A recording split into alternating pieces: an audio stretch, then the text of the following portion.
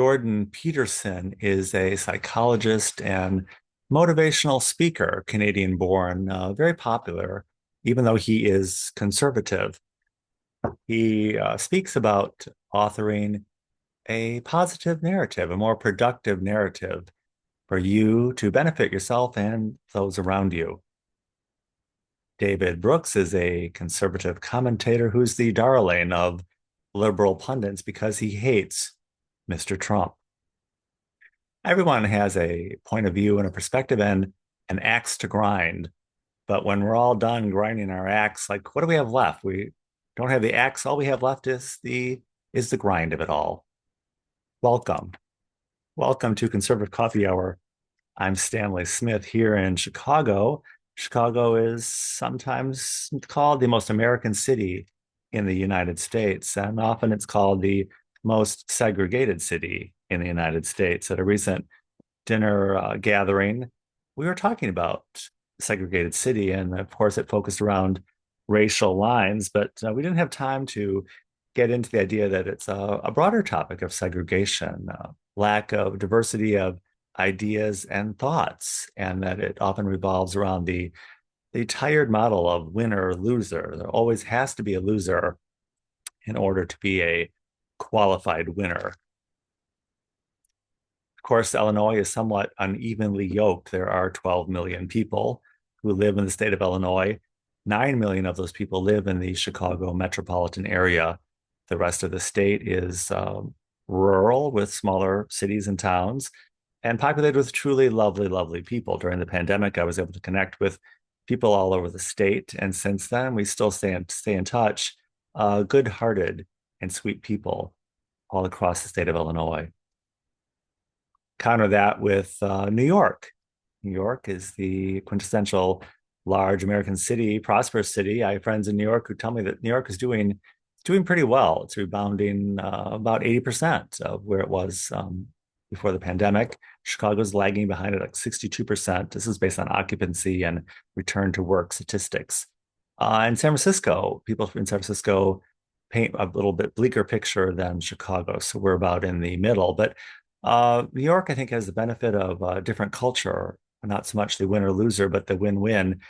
It's all about pace, and everyone is too busy focusing on their own success to worry about putting someone down or disparaging somebody or delegating someone to be the loser to their own benefit. They're simply out for their own benefit, which benefits everyone.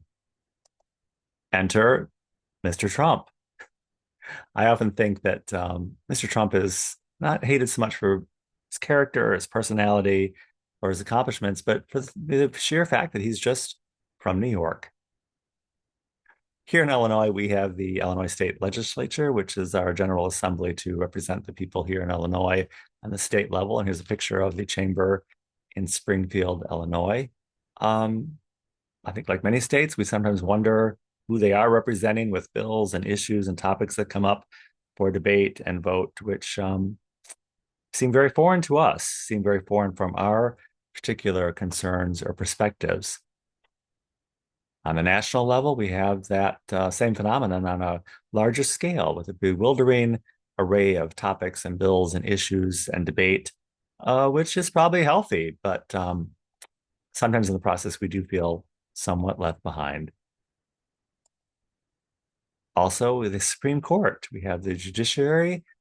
Here in Illinois and other states, we are working on our own jural assemblies, creating a network of people who are gathered and connected to step in to serve that same function, which is our prerogative as we the people to represent ourselves and gather information and indict people, public officials we feel have really wronged the public at large, and to prosecute and bring charges against those people as the Illinois Jural Assembly, as they're doing in other states across the nation. Recently, the death of the Pope captivated the news cycle. This is a photograph of the Pope laid out in the Vatican for public viewing and display. Close-up of his hands was especially, I guess it could be touching, disturbing, troubling, no matter depending on where you are. Personally, I'm not connected to the Roman Catholic Church in any way. So I'm kind of a bystander in this, but I'm aware that for many people who are Roman Catholic, it's a very heartfelt and meaningful time. Not sure how I feel about having the rosary wrapped around my fingers, um, but might have been a request, or it might have simply been protocol at the Vatican. Reminded me instantly of Vita Perone, laid out famously after her death in a very austere manner. And then I believe her body did disappear for many, many years. I'm not sure if it's even been recovered in our time. And Joseph Lenin laid out outside the Kremlin for many years. I think his body has finally been interred, but it's a quick succession from revered religious leader to aligned president to um, dictator. And I sometimes feel we are all on that slippery slope sometimes. Jordan Peterson reminded us in a podcast recently that life is full of many challenges, and sometimes it's to our benefit to imagine our worst case scenario. And he gave the example of Christ himself as experiencing the worst case scenario. He was betrayed by his closest friends, and he was hunted down by the state and executed. Facing our worst case scenario gives us an opportunity to follow Christ's example and rise above that. I think that's what we're trying to do each week here at Conservative Hour. We're listening, hearing, talking, and sharing hope and inspiration. The last couple of weeks, we have talked about the needle moving and the idea that it's a broader range of conversation we can have in the public with older and younger people. Especially younger people seem to be very open to a diversity of ideas and concepts, and much more open without some of the triggers and natural reactions that people sometimes seem to weigh upon themselves, really in a very unproductive manner. But we're trying to steer clear of some of those interrupters and things which move us away from a more positive narrative for ourselves and for those around us. If you'd like to join us on a Saturday call. The Saturday call is every Saturday at 10 a.m. Central Time on Zoom.